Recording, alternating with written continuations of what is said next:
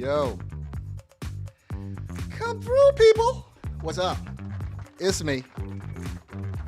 It's your host. I'm Jeff Taylor. That's my government name.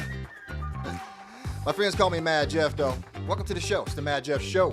I'm so glad you could tune in to my show today. I got a really cool show. I'm excited because my guest is a gentleman by the name of Malcom Joseph. This young fella right here. Yeah, he's a bass player. That's why all those basses are in the picture.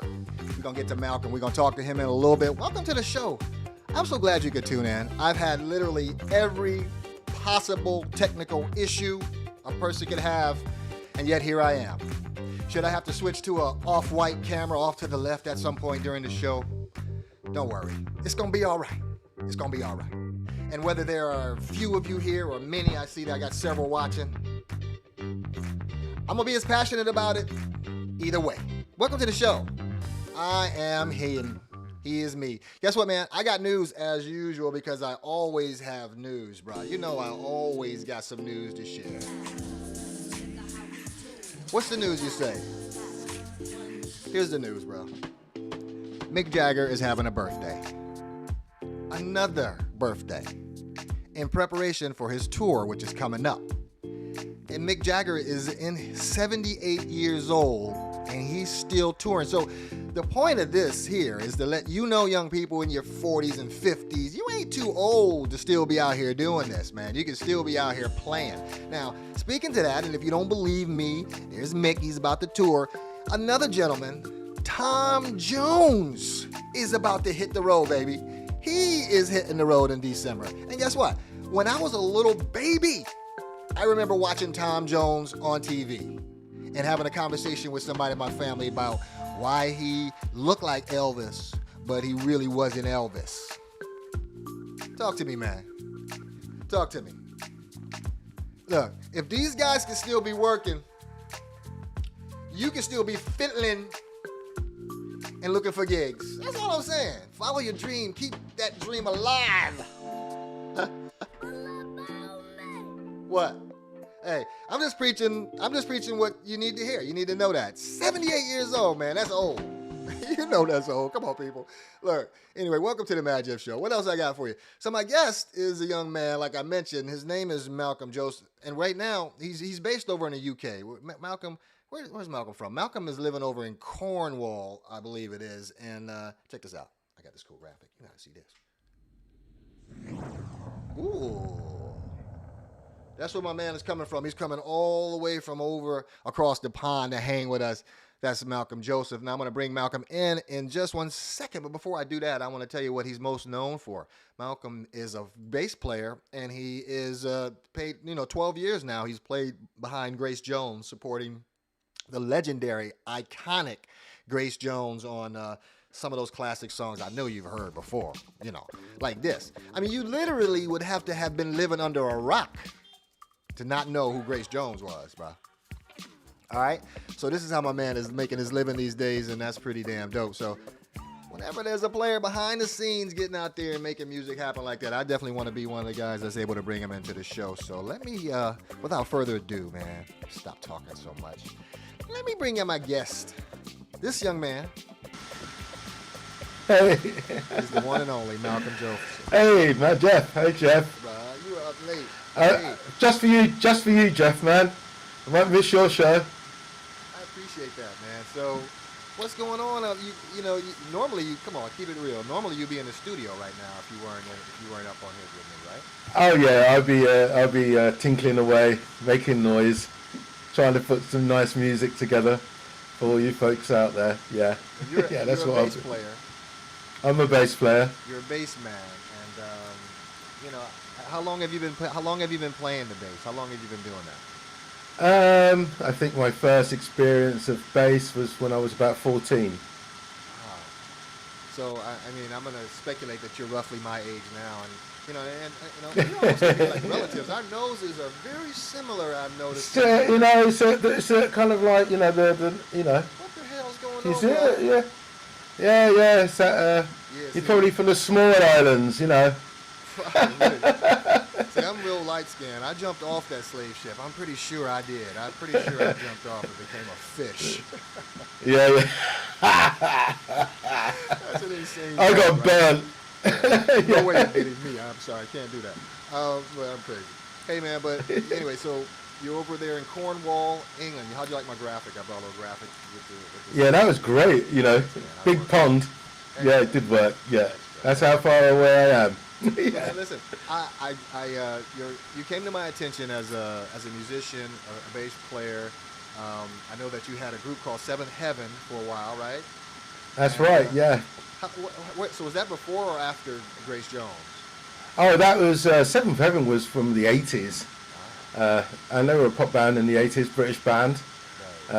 We did really well. We ended up supporting quite amazing groups like the SOS band. We supported them. We supported Womack and Womack. And the penultimate one was Kool and the Gang. Went on the road with Kool and the Gang in the 80s. So you've been on the road. You definitely hit the road. I mean, you're a road warrior. So that's one of the things I love to talk to some of you guys about is your road experience, because I know that you hit the road. You've done a lot of shows, haven't you? I've done a lot of shows, and you kind of get used to it, and it becomes a way of life, and that's how you deal with it, you know. So do you prefer being in the studio, or do you prefer being on the road? Some guys love the road. I like both, you know. I love both, you know. It's a time I can squeeze in the studio. I love my time in the studio. It takes, you know, you have to peel me off the desk, you know, peel me away from the studio. But once on the road, I love the road. It's great performing in front of folks and meeting some really cool people and catching up with stars that you've probably never would have met other than being on the road.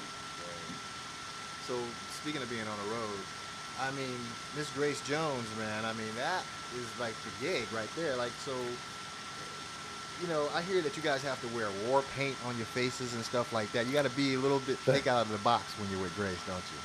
Oh yeah, totally. Yeah, Grace is outside of the box. Yeah. So you know, we adorn ourselves with kind of war paint, and we go in there and we just make a kicking show, and we have people screaming for more by the time we're finished. So it's always an amazing show. That's what's up. I mean, she's got some hit records, so you know, hit records. Yeah. Helps. Yeah, it helps.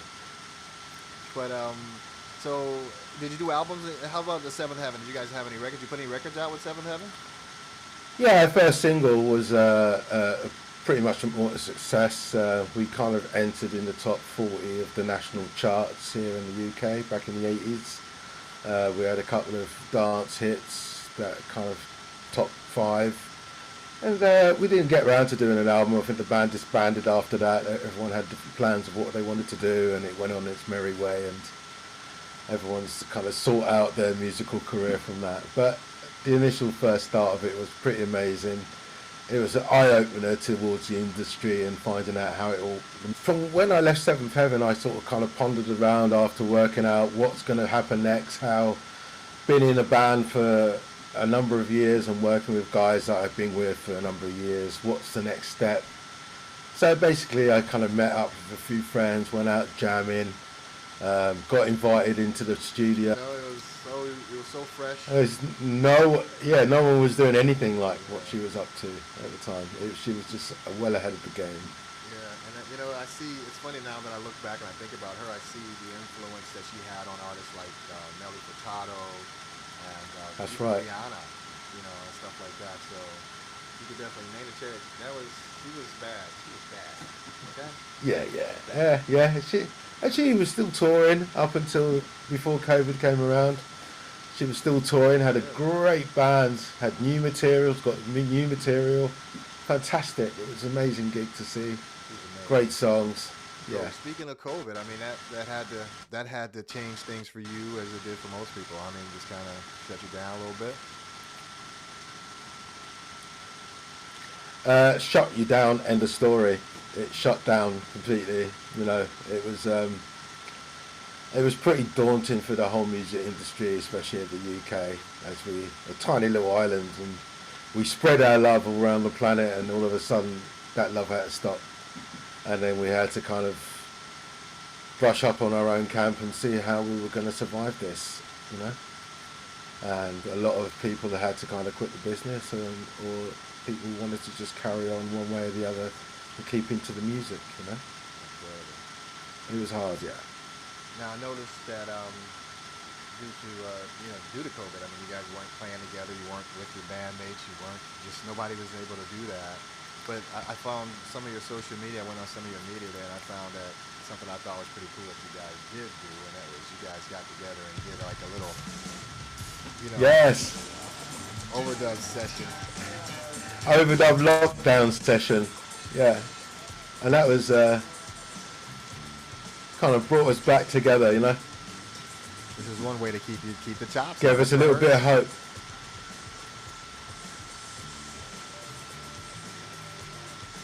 Yeah, that's the band.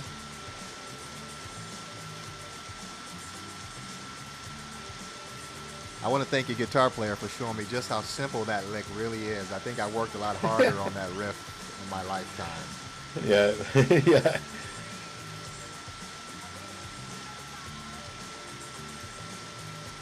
So that's impressive, Yes. man. That's your band, and you guys are basically just keeping your chops up, man. And, oh, you know what? I tell you one thing. I will say this, and this is, I don't know where I can get these glasses from, but your guy with these glasses right here, man. Oh, with Donnie, yeah. I need those. So if you could tell that young man, I'll mention it to tell Donnie. him I said Jeff Taylor, Madjef said. I want those glasses. Amazing glasses, bro. Amazing glasses. But, I show that because I want to show that during COVID, man, I mean, that was the kind of thing that you had to figure out how to do, you know what I mean? And, Yeah, it was, soon as we come out of COVID, everyone was a bit kind of like, bit distressed and like, what are we going to do? How can we still say we're still here, have hope? We haven't gone anywhere. So I sort of rounded up the band and said, right, okay, let's do this and check out how we can kind of play over what's already there, put our chops in. And a really great friend of mine, Tam, who designed the sleeve for the EP, video edited and put it all together for us. So it was quite fun to do. It was a very nice edit, dropping bass right in the middle like that. Everything was pretty slick. Yeah, he's a clever guy. So yeah. What are you doing now, man? Are you still playing right now? What are you doing right now? What's a Friday night for Malcom Joseph right now? Friday night was showing a good friend of mine how to use software, music software. I've kind of did a couple of bass lessons beforehand, online bass lessons. I've got a few students that I work with and show them the old chops from the old man, if you know what I mean. And basically just kind of scratching out and continuing writing on towards the album, which I am currently working on at the moment. So Let's talk about that. I'm glad you brought that up. Now I've heard some utterings of the new stuff that's coming out. I've even heard a bit of one of the singles, and you're going vintage retro on me a little bit with those drum machines. You're definitely getting old school there. Yeah, see, everything you've heard, like what you've heard on the singles, it's everyone's played on it. It's all been played. None of it's digitized. I mean, like, none of it's chopped up. This is actual musicians actually playing, and it sounds like it's a drum machine, but it's not. It's actually someone actually playing the drums, or live bass, guitars, vocals, keyboards. Everyone's playing as they would play like if they were in a recording studio. That's incredible, man. I love that because that's fresh, right? We talked about Nana earlier. The fresh. Yeah, it's fresh. Yeah, it's just it's kind of utilizing these amazing musicians just to chop it up and edit it and move it around. I just created the template, how I'd like it. Everyone knows what my vibe is, and I just think, crack on, enjoy it. Have fun doing it and express yourself, and that's the reason that it sounds like it does. Right. Unique to you. So how much work you got to do on this record? What's left for you on the record? I'm kind of just over halfway through into the album, so I've got maybe another 4 or 5 tracks in the bag, which I'm working on at the moment. Now we know some of the same people, man. I know you've played with Walter Chancellor, haven't you? Yeah, the amazing that guy's a legend. Absolutely. Walter's incredible. He's my man, you know, and we had some really good fun doing this track. And you know, with the collaborations, there's quite a stateside situation going on. To kind of cross the pond.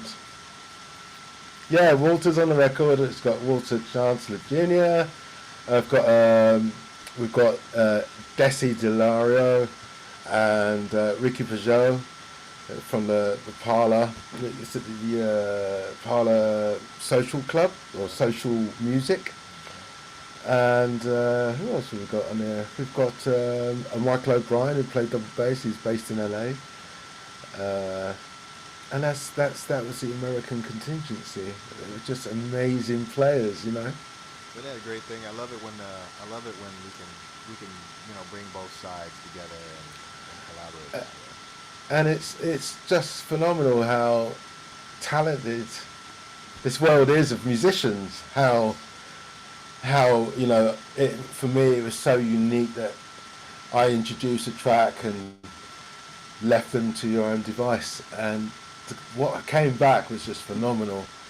So that was really, really amazing. That was really great collaborations. And we're going to do a lot more, hopefully. If you ever need a guitar player, just let me know. Yeah, you're a guitarist, right? Yeah.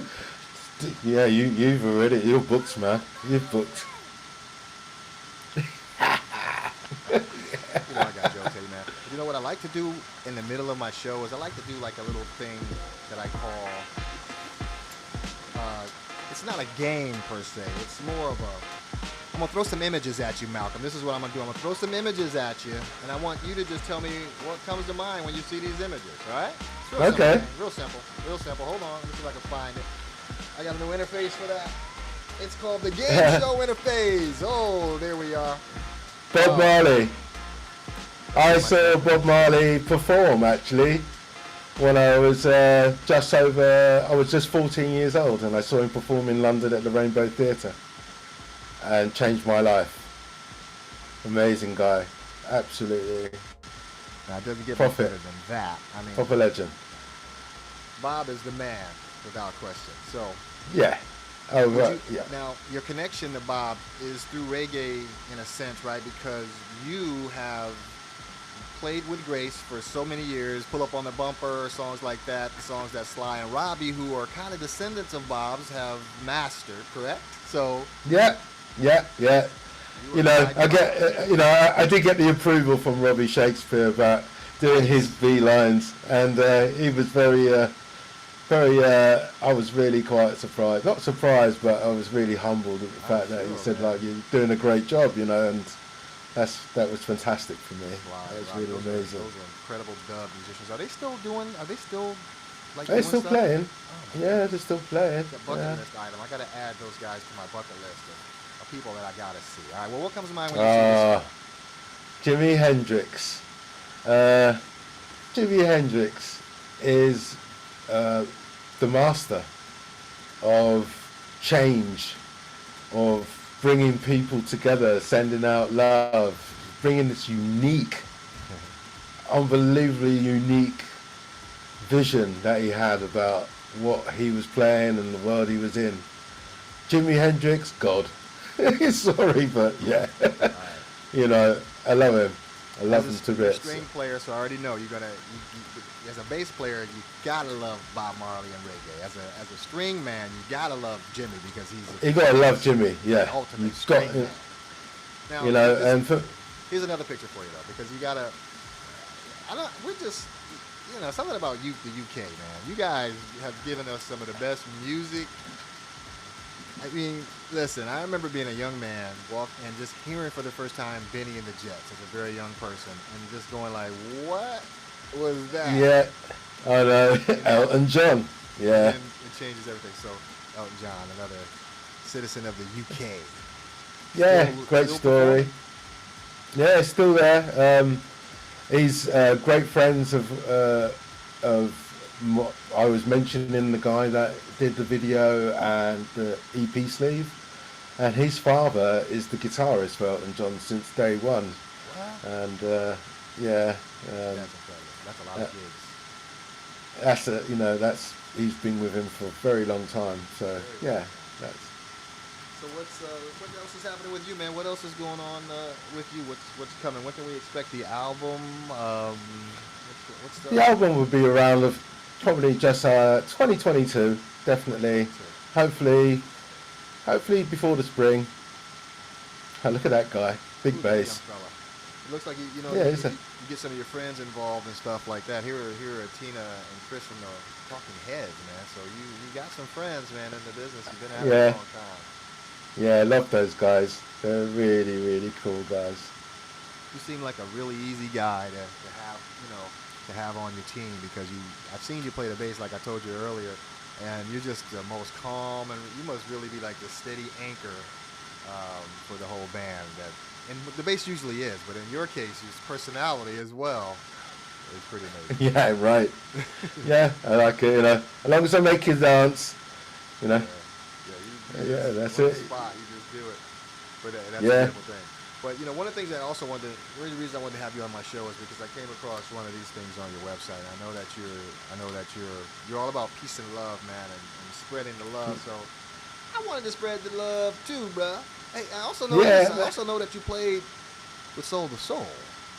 Yeah, I worked with Victoria Wilson James, who was with Soul to Soul. I did a couple of live appearances with her, and that was amazing. I known Jazzy from years and years ago when he was DJing at the African Centre in Covent Garden in London, and yeah, he's just been a pioneer for that whole scene forever, and he's still there. He's still at it. Still out playing. That's crazy. That's history. Yeah, exactly. That's history. It's important to have that history, man. So I'm glad I brought you onto my show because, I just learned facts about Soul to Soul that I didn't know. But guess what? I love the British. I love the English. We're mates, okay? And I'm going to tell you something. My next guest on my show is somebody. Good man. Love Carl. I'm looking forward to having him on the show. Oh yeah, he's good man. He's a good man. Well, I like to give I'm sorry? I like to give a quick shout out to my UK musicians that Please do. that have kind of with Kezia. Kezia is the singer on Robotronic, and I've got Don E, who's a performer himself, who's been around for a long time, and he's an amazing player. Cleveland Watkins, Alfie Robinson. These guys are the foundations of Black British music, in jazz, and in every form of being prominent with black music in the UK. It's got Nadine Lee, who's an amazing drummer. I was so lucky. I've had Steve Monty, who's played in numerous great bands, British bands as well. So big shout to them, and big shout to Aaron Cassidy, for Aaron Cassidy for Paradise Hill Productions. Man, they've been great help. Got a great team, great. Man. Yeah, the team's great. Diane, everybody is just wonderful team. Really good, and it's good to see that our music's being put out in the right directions. Yes. Let's get it out there. Let's get it. Let's make the music. Let's get it out there. Ladies and gentlemen, this young man right here is none other than Malcom Joseph. Malcom, thank you so much, man, for taking the time to come on the show, brother. I really appreciate you. Yeah, and get the single. It's out on Friday, 30th, Robotronics. This Friday. You hear that, ladies and gentlemen? You can get that single. You can get it. You can get it soon. Thank you, brother. Appreciate you. Ladies and gentlemen, that was Malcom Joseph. Yeah. From over Thank you. across the pond, man. We're mates now. That's my mate, all right? So get his music. Check him out. Malcom Joseph he's on Facebook, and you can catch him on Instagram and so forth. I appreciate the talent that the man brings, man, and the experience. So if you in need of a guitar player or a bass player in that area of the country, look at Malcom Joseph up. He's got the experience, man. He'll get in the studio and he'll do a job for you, probably at a reasonable cost, and really, you know, wow you while allowing you to tap into his history. See how that works? You give a little. It's all good, ladies and gentlemen. Thank you so much for tuning into my show. Guess what? If you want to reach me on social media, you can get me. I'm not hard to get a hold of, bro. I really am not. You can get me in all these places right here.